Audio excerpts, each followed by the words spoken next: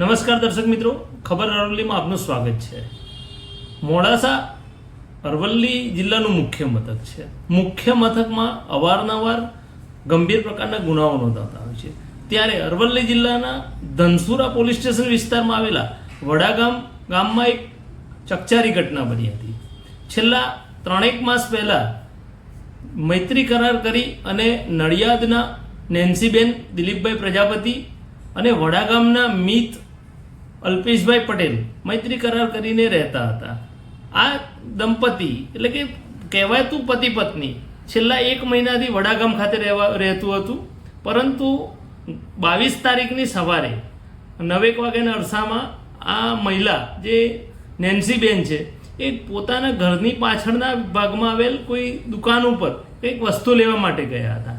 તે દરમિયાન કાળા કલરની રાજસ્થાન પાસેની એક સેલ્ટોસ કાર આવી હતી અને ગણતરીની મિનિટો નહીં, ગણતરીની સેકન્ડોમાં કારમાંથી ઉતરેલા 3 થી વધુ શખ્સોએ આ નેન્સીબેનને ઊંચકી અને ફિલ્મી સ્ટાઇલથી ગાડીમાં નાખી અને અપહરણ કરીને ફરાર થઈ ગયા હતા।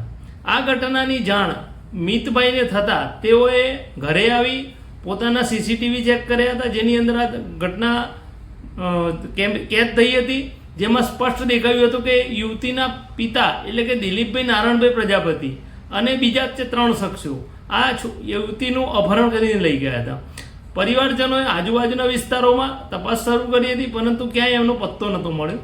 એના કારણે પોલીસને પણ તાત્કાલિક જાણ કરવામાં આવી હતી। પોલીસે પણ તાત્કાલિક આ ઘટનાની તપાસ કરી હતી, પરંતુ યુવતી કે ગાડીનો કોઈ પત્તો લાગ્યો ન હતો। છેવટે ગઈકાલે આ ઘટના અંગે પોલીસ સ્ટેશન ધનસુરા પોલીસ સ્ટેશનની અંદર ફરિયાદ નોંધાઈ હતી।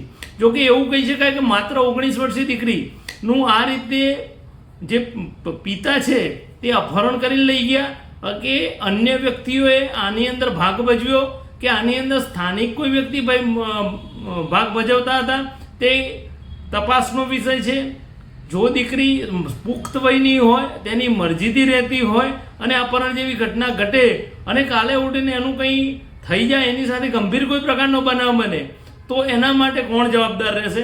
એટલે કે એવું કહી શકાય તાત્કાલિક ધોરણે અરવલ્લી પોલીસે ગાડીના નંબર અને તમામ આજુબાજુના તમામ માર્ગો પરના સીસીટીવી ચેક કરી તાત્કાલિક ધોરણે યુવતીનો પત્તો મેળવવો જોઈએ। અને જે કારમાં અપહરણ થયું એ બૂમો પાડતી રહી યુવતી ચીસાચીસ કરી મૂકી હતી, પરંતુ આસપાસમાંથી કોઈ વ્યક્તિઓ એની મદદે નહોતા આવ્યા। એટલે એવું કહી શકાય કે લોકોના જીવન મનમાં માનવતા મરી ભરવાની છે કે શું? અલ્પેશ રાઠોડ।